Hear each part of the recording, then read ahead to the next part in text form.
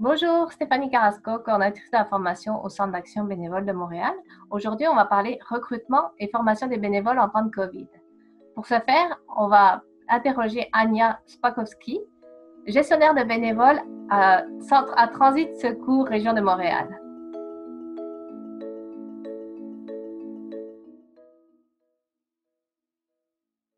Bonjour Ania. Oui, bonjour Stéphanie. Ça va bien? Oui, ça va très bien, merci. Bon, en quelques mots, est-ce que tu pourrais me présenter Transit Secours Région de Montréal? Oui, donc Transit Secours Région Montréal va lancer au mois d'août, on espère. C'est un organisme qui fait le déménagement et l'entreposage gratuit pour les femmes qui fuient la violence domestique. Donc, on leur donne un déménagement à l'entreposage. Ça existe déjà à Ottawa, Halifax, Toronto, Vancouver, mais on va juste lancer ça au mois d'août. Donc, ce qui est bien, c'est qu'on a déjà des processus qui sont bien établis, mais ça va être quelque chose de nouveau ici à Montréal. Et dans ces temps de COVID-19, c'est encore plus besoin qu'en temps normal. Nous autres, on fait 3 sortes de déménagements. On fait le déménagement quand la femme quitte son domicile. On déménage ses affaires et on les met en entreposage. On fait le déménagement quand la femme est déjà dans une maison d'hébergement. On va aller chercher ses affaires, les mettre en entreposage.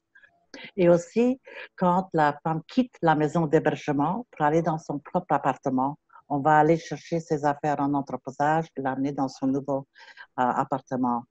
Maintenant, pendant le COVID, on fait la première sorte de déménagement quand elle quitte son domicile. On fait le déménagement quand elle quitte la maison d'hébergement. Mais pour le moment, on ne fait pas le déménagement quand elle a déjà quitté son domicile et elle est en maison d'hébergement. Parce que ce n'est pas urgent.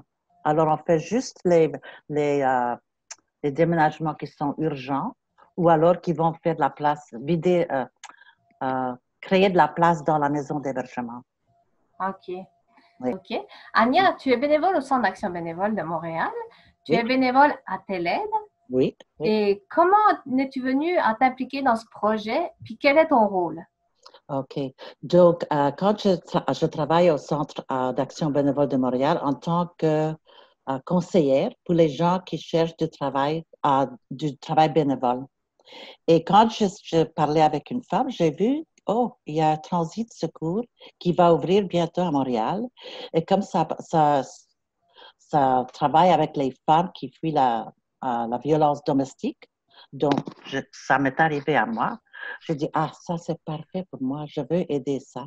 Et en plus, comme ça allait juste commencer à lancer à Montréal, j'étais vraiment très excitée pour joindre cette équipe-là. Alors, mon rôle maintenant, c'est de faire le recrutement des bénévoles et la formation des autres bénévoles aussi à Montréal. OK. Excellent. Donc, oui. Tu es gestionnaire de bénévole. Oui, c'est ça. OK, excellent. Et puis, donc là, il y a sûrement des nombreux défis liés à la COVID-19. Comment on fait pour recruter et former des bénévoles à distance? OK. Alors, ce qui est intéressant, c'est que maintenant, on fait les séances d'orientation avec le Zoom. Et ça, c'est un avantage parce qu'on pourrait faire des séances d'orientation chaque semaine parce que ça n'a pas d'importance d'où on est. Sauf évidemment à Montréal, puisqu'ici à Montréal, on va aller faire les séances d'orientation en français. Mais dans les autres villes ou pour les séances en anglais, les gens peuvent se joindre chaque semaine à une séance d'orientation puisqu'on a dans toutes les villes. Alors, sur le Zoom aussi, il y a moyen de faire des breakout rooms, des salles de discussion. Donc, on peut avoir des discussions pendant la formation à travers le Zoom, même si on n'est pas face à face physiquement. Donc, c'est vraiment très efficace de faire la formation en Zoom. Oui. Puis, est-ce que tu dois faire face à d'autres défis? Pour le moment, notre plus grand défi, c'est les finances. C'est les levées de fonds. Donc, si on espère que pour le mois d'août, on pourrait commencer, qu'on aurait à ramasser, on a besoin de 20 000 $ pour commencer. On anticipe que chaque déménagement va nous coûter à peu près 200 $ et c'est prévu qu'on ferait au moins 100 déménagements la première année, ce qui est quand même beaucoup. Oui, c'est beaucoup. Oui. Et toute l'entreprise, on est juste tous des bénévoles. On n'a pas de bureau, on n'a pas d'emplacement, tout est bénévole. Donc, on a besoin des partenaires pour les voitures, on a besoin de partenaires pour les camions, les camionnettes, on a besoin de partenaires pour l'entreposage et on a besoin des fonds. L'argent aussi. OK. Puis, Oui. comment on fait? Avez-vous besoin de bénévoles et comment on fait pour devenir bénévole à Transit Secours Région de Montréal? OK. Donc, oui, on cherche des bénévoles. On cherche des bénévoles, des gens qui vont faire les déménagements. Donc, pour chaque déménagement, on a besoin de 4 à 5 personnes pour aider dans le déménagement. Et on a aussi besoin de bénévoles pour faire de l'administration. Donc, quand une maison d'hébergement nous appelle et dit on a besoin de déménager quelqu'un, on a besoin de quelqu'un qui prend toutes ces informations-là. Puis, on a besoin de quelqu'un pour faire la coordination du déménagement. Donc, s'assurer qu'on a la voiture, la camionnette, l'entreposage, les chauffeurs, des déménageurs. Alors, pour devenir un bénévole, vous pouvez aller sur notre site Internet et cliquer que vous êtes intéressé à faire du bénévolat à Montréal. Et alors là, moi, je serai avisée de ça et je vais vous contacter pour faire une entrevue. OK. Donc, on va pouvoir mettre les informations justement du site Internet donc au bas de la vidéo. Okay. Donc, il y a vraiment un gros besoin de bénévoles, des chauffeurs, des bras, puis dans l'administration. Donc, vraiment un gros besoin. Oui. Et pour les levées de fonds aussi. OK. Ça, c'est urgent. Puis, par rapport à ton expérience personnelle, qu'est-ce qui a amené de positif la COVID-19?